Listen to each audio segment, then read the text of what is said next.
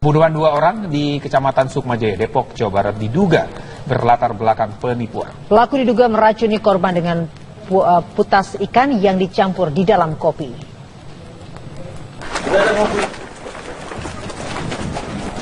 Polisi menangkap Anton Herdianto, pelaku pembunuhan dua orang di Depok, Jawa Barat. Anton ditangkap di tempat kontrakannya di kawasan Sukmajaya, Depok. Menurut tetangga, Anton berasal dari Wonogiri dan sebelumnya bekerja sebagai kuli bangunan. Anton bersama rekannya Satria Aji diduga menipu korban dengan mengaku bisa menggandakan uang dan emas. Iya, memang pelaku meminta mahar kepada orang yang ingin dijadikan korban oleh para pelaku. Maharnya berapa? Ya, maharnya berbagai macam. Nah, kalau kedua korban ini bahwa dimintakan mobil yang dibawa oleh pelaku yang dibawa ke Lampung itu sebagai mahar untuk melakukan penipuannya. Dua korban kemudian dibelikan kopi yang bercampur putas ikan atau sejenis racun sianida. Pelaku kemudian membuang jasad kedua korban, Ahmad Sanusi, warga Cipayung, Jakarta Timur, serta Shendi Eko Budianto, warga Wonogiri, Jawa Tengah. Dari rumah pelaku, polisi menemukan jimat golok dan mantra ilmu hitam. Menurut pengakuan pelaku, motif mereka membunuh korban adalah untuk mengambil harta korban berupa uang dan mobil. Dari Depok, Jawa Barat, Parulian Panggabean, TV One mengabarkan.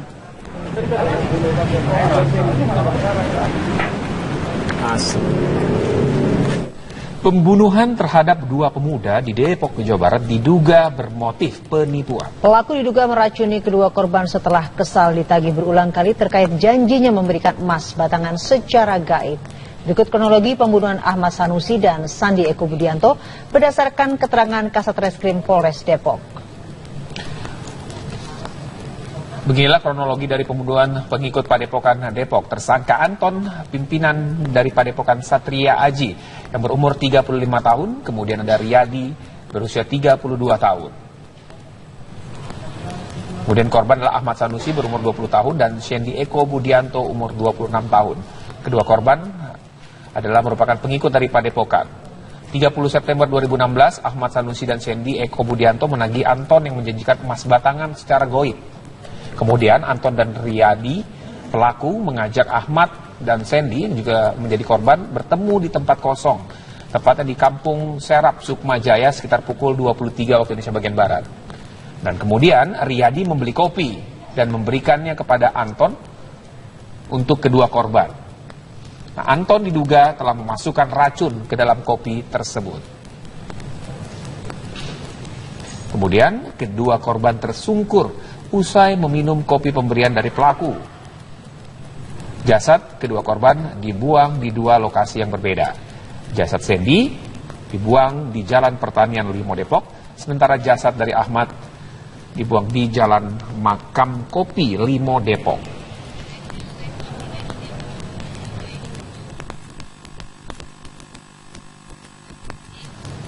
Perkembangan terkini seputar pemeriksaan terhadap tersangka kasus pembunuhan di Depok akan disampaikan reporter Jessica Daryanto langsung dari Mapolres Depok. Jessica, sampai sore ini apa informasi terbaru yang dapat disampaikan dari Depok? Baik, Sinta dan juga pemirsa, hingga saat ini pihak kepolisian dari Polres Depok memang sudah menangkap dua orang tersangka yang berdalih untuk melakukan penggandaan uang dari Padepokan Satrio Aji di wilayah Sukmajaya atas pembunuhan dua orang yakni Ahmad Sanusi serta Sandi Eko. Hingga saat ini pihak kepolisian masih terus melakukan proses penyelidikan apakah motif sebenarnya dari kedua tersangka ini. Untuk mengetahui lebih lanjut bagaimana proses penangkapan serta motif dari kedua tersangka, saat ini sudah bersama saya Kapolres Depok yaitu Bapak Kombes Pol Hari Kurniawan. Selamat petang, Pak. Ya, selamat petang, Pak. Pak, bisa dijelaskan di Pak kronologis dari penangkapan serta penyelidikan saat ini sudah sampai mana?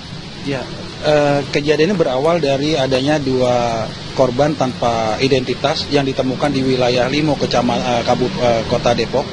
Dari hasil itu kita bisa mengungkap identitas pelaku, identitas korban. Dari identitas korban tersebut kita mengembang kepada pelaku ataupun tersangkanya. Kita berkoordinasi dengan kepolisian daerah Banten dan Lampung karena pada saat dilakukan penyelidikan, pelaku dua orang tersebut sudah berada di wilayah Polda Lampung. dari hasil pengembangan dan penyelidikan dan kerjasama sinergi dengan Polda Lampung kita bisa menangkap pelakunya dan hari ini kita bawa ke Polres Kota Depok untuk dilakukan pengembangan dari penyelidikan sebelumnya, Mbak. Tapi sebenarnya motif dari tersangka ini sebenarnya apa nih, Pak? Ya, yang pertama tersangka melakukan pembunuhan kepada kedua korban dari hasil keterangan daripada tersangka bahwa ingin mengamankan ataupun mengambil barang milik korban. Yang pertama barang yang diambil adalah dompet beserta isinya, terus barang-barang di dalamnya ada ATM dan buku bank, dan yang terakhir adalah mobil yang dibawa oleh tersangka ataupun pelaku ke wilayah Lampung. Lalu untuk modusnya sendiri nih Pak, pihak tersangka kan mengaku ada proyek dari penggandaan uang dari Padepokan yang ada, itu seperti apa sih Pak pengembangan kasus?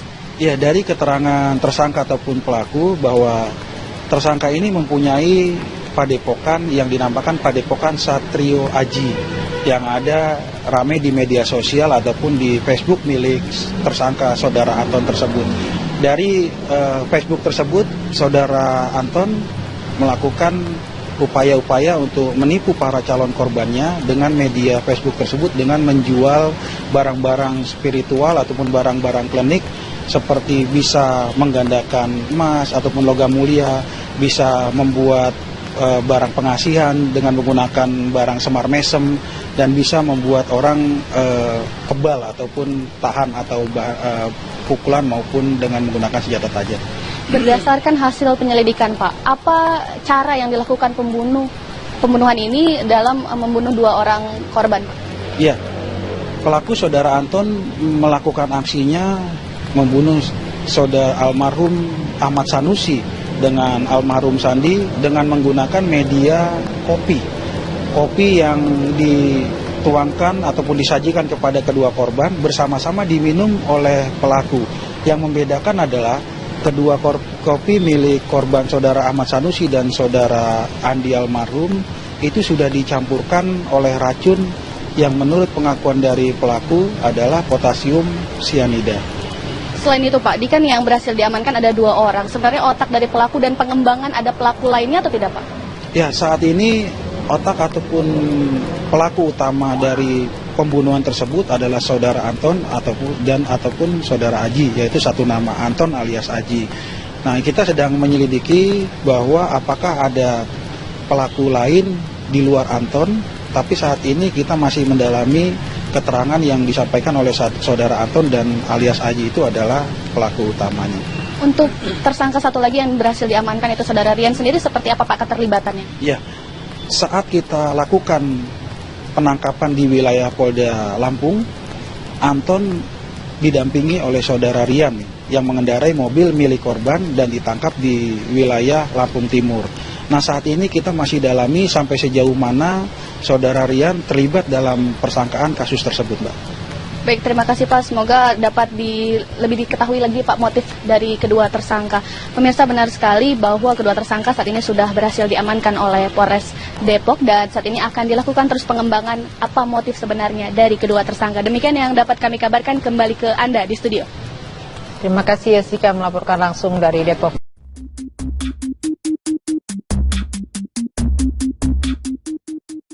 Pemirsa, rekonstruksi kasus pembunuhan yang melibatkan pimpinan Padepokan Dimas Kanjeng, Taat Pribadi, digelar hari ini di Probolinggo, Jawa Timur. Sebanyak 500 personil gabungan diturunkan untuk mengamankan pelaksanaan rekonstruksi.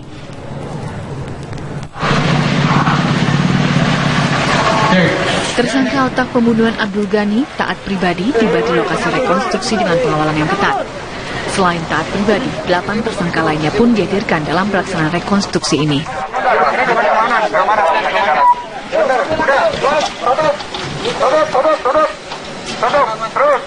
Rekonstruksi dilakukan di rumah utama Dimas Kanjeng Taat Pribadi. Rekonstruksi akan berlangsung tertutup di lokasi ini.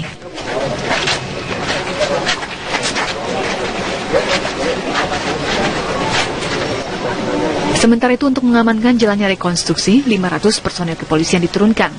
Lokasi rekonstruksi pun steril dari warga.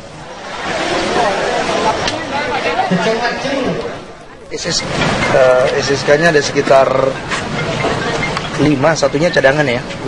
500 personil lah. Untuk mengamankan jalannya. Ya, 2 Brimob, 3 SSK Sabara. Antisipasi apa dulu? Untuk antisipasi dalam rangka kegiatan pengamanan rekonstruksi, terutama di luar daripada Padepokan sendiri, kemudian dalam Padepokan masyarakat yang membludak. Jadi fokus ke kasus pembunuhannya atau juga sekalian Kasus bunuh.